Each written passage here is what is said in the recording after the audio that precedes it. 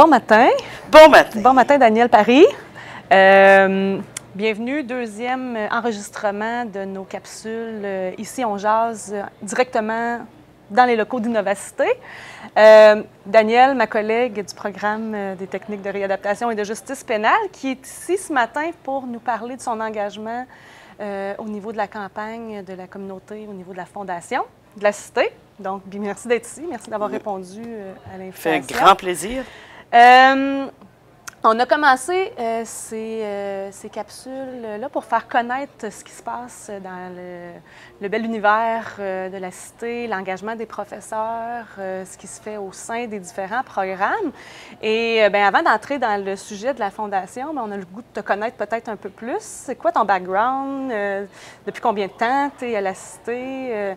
D'où tu nous arrives avant d'enseigner? Ça serait intéressant de le savoir. Donc, j'arrive de la belle communauté de Ottawa-Vanier, donc native ici de la région, étudiée toujours en français, y compris 11 ans à l'université à temps plein. Donc, imaginez les frais de scolarité et les coûts engendrés. Et finalement, j'ai terminé avec 2 bacs et une maîtrise en criminologie. Et là, j'ai eu la piqûre de travailler avec des gens marginalisés, criminalisés. Donc, j'ai travaillé presque 13 ans temps plein au Service correctionnel du Canada à titre d'agent de libération conditionnelle et de responsable clinique et responsable de secteur. Et pendant ce temps-là, j'ai eu aussi une autre piqûre qui était l'enseignement. Et grâce à un ancien ici de la cité, M. Alain Charpentier, ainsi que Lorraine Séguin, maintenant qui s'occupe de tout le volet autochtone, ils m'ont demandé de venir enseigner à la cité, mais l'ancien campus, ce qui veut dire que je suis associée avec la cité depuis le début. Oui. Parce que j'enseignais à l'ancienne cité et quand il a inauguré ici le campus, j'étais ici. Donc, j'ai toujours enseigné dans le programme de techniques de réadaptation justice pénale, même s'il y avait un autre nom à ce moment-là. Et à un moment donné, j'ai eu la chance de l'enseigner à temps plein avec nos adversaires du Collège Algonquin. Et finalement, j'ai trouvé mon bon chemin pour me rendre à la cité à titre de prof à temps plein. Et c'est ma 11e année d'enseignement. Je pense que ta fibre de l'enseignement en français, c'est une flamme qui est très, très allumée. Donc, c'était comme tout naturel pour toi de revenir dans un milieu francophone. Très, très, très allumé. Je peux même raconter l'anecdote. Le temps où j'enseignais à temps plein au Collège Algonquin, le poste a ouvert ici à la Cité. Puis bon, je me suis dit, est-ce que je change des pommes pour des pommes? Parce que c'est le même programme. Et à un moment donné, dans le processus de sélection, je n'avais pas fait de demande encore pour le poste en français ici. Et une nuit, je me suis réveillée et je me suis rendu compte que je rêvais en anglais. Oh. Et là, ça a confirmé le besoin de venir travailler. Revenir à la source. Revenir à la source et de travailler en français. J'ai fait demande et heureusement, j'ai eu le poste à temps plein à la Cité.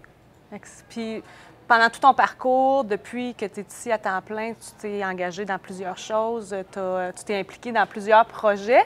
Et là, je crois que ça fait 2 ans que tu as été sollicitée par l'équipe de la Fondation pour agir comme coprésidente de la campagne ici en communauté. Probablement, j'imagine que le fait justement d'être dans un milieu anglophone et de continuer l'enseignement en français, probablement, est une de tes motivations à t'impliquer au sein de la Fondation. Absolument. Je crois foncièrement ici à toutes les valeurs de la Fondation. Il y a un coprésident qui ne pouvait pas être ici aujourd'hui parce qu'il est en salle de classe. Donc, c'est Paul Saint-Onge, pour ceux qui le connaissent assez bien. Donc, Paul est en salle de classe, ne pouvait pas être ici ce matin. Oui, c'est notre 2e année où les deux, on a dit oui, qu'on se rembarquait pour une 2e année à titre de coprésident. Parce que, justement, innover, créer est important pour nous et toujours en français et pour les bienfaits de la communauté francophone. Et pour ceux qui n'en ont pas entendu parler encore, qui n'auraient pas lu là-dessus, qu'est-ce que ça veut dire être coprésident de la Fondation? Qu'est-ce que vous attendez de nous, justement, vos collègues au sein de la Cité ici? Bien, au niveau de la Cité, c'est de se faire voir, de faire connaître la Fondation, connaître les bienfaits de la Fondation. Ultimement, c'est une levée de fonds qui peut être faite à la source, qui peut être faite en personne, de longue haleine. On peut s'impliquer pour 1 an, on peut s'impliquer pour 5 ans. On peut déduire à la source le montant que vous voulez verser. C'est également déductible d'impôts, donc c'est un don de charité qu'on fait au même titre que n'importe quel organisme. On peut aussi décider de toujours garder nos dons face à Centraide, c'est une possibilité, mais le principal, c'est les 3 gros volets de la Fondation, qui est l'achat d'équipements, les bourses et les milliers de bourses offertes aux étudiants, et aussi le Fonds de développement pour l'innovation qui vient chercher ici la place 801 et tout ce que la place peut apporter à la Cité et faire venir des gens de l'extérieur aussi pour s'impliquer et possiblement la location de locaux.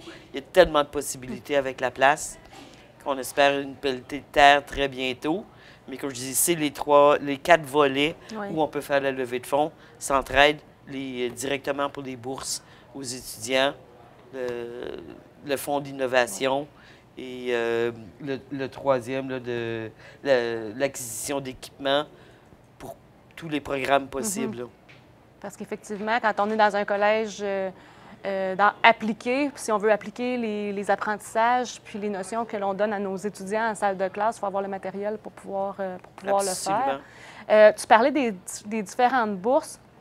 Je crois qu'il y a les bourses au niveau de l'excellence, mais il y a les bourses aussi pour soutenir les étudiants qui ont plus de difficultés à joindre les 2 bouts, pour leur permettre une persévérance dans leurs études, pour leur permettre de se rendre jusqu'au bout. Ça aussi, ça doit être quelque chose qui te tient pas mal à cœur. Je tiens beaucoup à cœur la persévérance aux études de tous les étudiants de la Cité. Oui, je vais parler plus pour mon programme, mais c'est quelque chose que souvent, avec un petit montant d'argent, on est capable d'aider l'étudiant à persévérer, de rester dans ses études, une meilleure rétention, si on est capable d'avoir quelque chose au-dessus de notre tête ou dans notre estomac. Et si une bourse peut venir à payer ou défrayer des frais de scolarité ou un dépannage, c'est toujours gagnant et c'est gagnant pour tout le monde. Autant la communauté, autant les professeurs en salle de classe qui peuvent peut-être, à l'occasion, déceler si l'étudiant a des problématiques et on peut acheminer les étudiants vers des ressources possibles. En effet. Si tu avais un mot de la fin à lancer à tes collègues, à la belle communauté, justement, ici à la Cité, qu'est-ce que tu nous dirais? Écoutez, impliquez-vous autant que vous pouvez. Oui, le don, c'est la meilleure façon de s'impliquer. 2 $ par semaine, 5 $, vous pouvez faire des dons exhaustifs aussi. On les prend tous. Vous ne direz pas non. On ne dira pas non. Et si, pour tout employé à la Cité, vous pouvez faire vos dons directement à la Fondation. Vous allez voir bientôt à l'intérieur de chaque secteur, il y a des ambassadeurs qui sont nommés et ils vont faire le tour pour du recrutement. Les formulaires sont prêts. Plusieurs des formulaires sont déjà envoyés ou seront envoyés sous peu au niveau de vos pigeonniers. Je pense que le site Web aussi est très complet au niveau des dons qu'on peut faire. Le site Web est très, très, très complet à ce niveau-là. Si vous avez des questions, vous n'hésitez pas. Je suis certaine que Paul, autant que moi, ou même directement la Fondation, on peut répondre à toutes vos questions. On est prêt pour vous aider et on espère d'avoir une belle campagne et d'atteindre nos objectifs qui sont plus de 100 000 $ cette année à tous les niveaux pour les 4 gros projets. Excellent. Bien, engagé, motivé, on va embarquer dans ton train et on va te suivre. On va te suivre là-dedans. Excellent. Bien. Merci, Daniel Paris, d'avoir été avec nous ce matin. Merci, Mme Villeneuve.